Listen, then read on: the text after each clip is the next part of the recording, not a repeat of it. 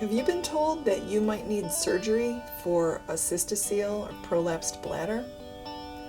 I'm the Kegel Queen. I'm a registered nurse and my name is Alice Adams. I'd like to tell you a little bit of what I know about that kind of surgery.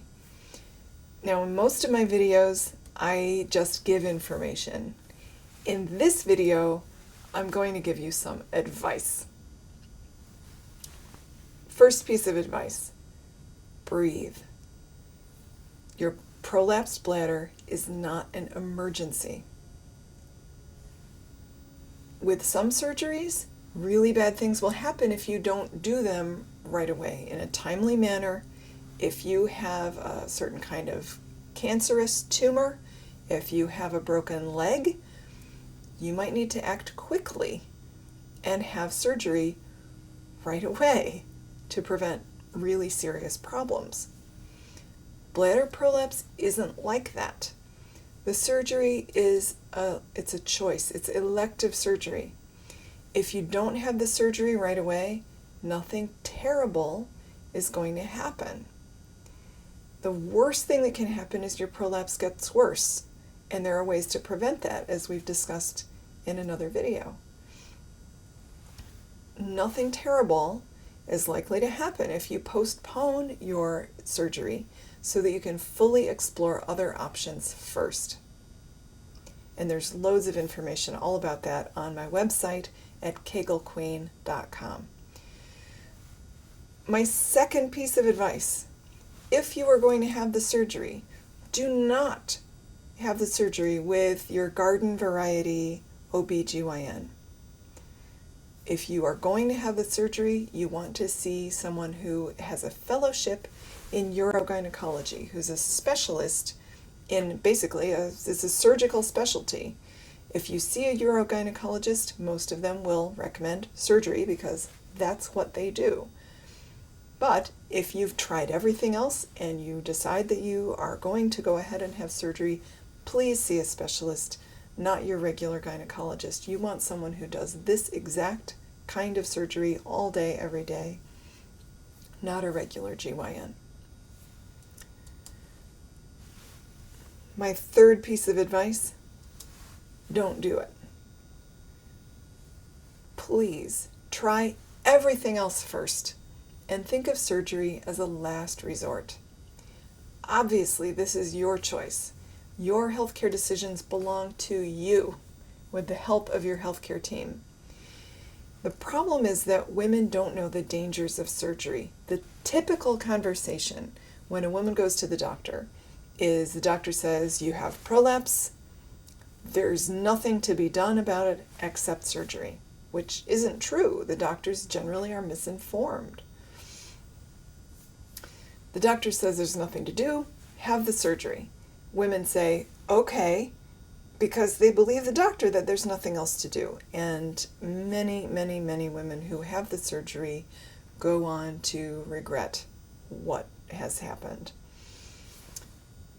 Up to 50% of the time, the surgery fails. So you've gone through the pain and the risk of surgery, and you're right back where you started with the same problem.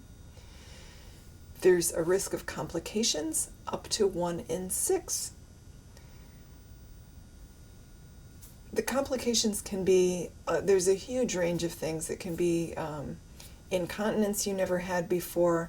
There can be your urethra can get blocked so you can't empty your bladder.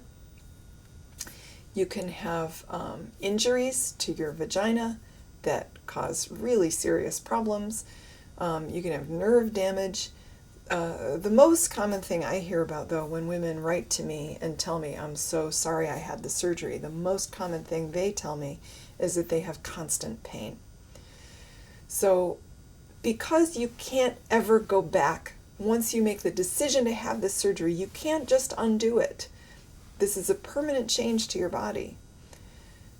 This is why my advice is make surgery a last resort. Try everything else first.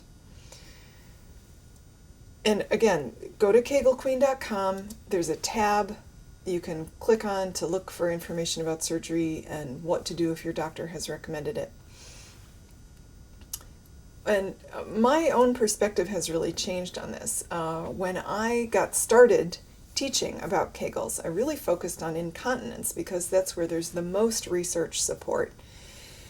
And then in my very first class, a woman came in to the program. She was in the very first class that I taught, which was over the phone. And she said, well, I found your program and I canceled my surgery. I have prolapse and I canceled my surgery. And I was like, oh my gosh, don't do that. What is she doing canceling her surgery, because of my program? But sure enough, she did great, and she's so happy she still has her uterus and that her bladder, she didn't have this bladder support surgery. And that's another crazy thing. Sometimes to do bladder support surgery, they take the uterus out for no good reason. It's crazy. Anyhow, so in the beginning I was really nervous about it, but then women, over years and years, so many women in my program have had great results with prolapse, and they've canceled their surgery. And now when I hear someone say, I've canceled my surgery because I found your program, that makes my day. That is my favorite thing to hear. Because you know what? If you try everything else and surgery becomes a last resort that you later try, that's fine. You've done everything else. You've tried everything. But please don't try surgery as a first option. Surgery has its place, and its place is not as your first and only choice. If you were my sister, what I would tell you is give it a year. Give it 2 years. Try absolutely everything else. So to find out more about how to approach Cystocele without surgery and how Kegel exercises and other amazing, safe things can help you, go to kegelqueen.com. I'm the Kegel Queen, and I'm here to help.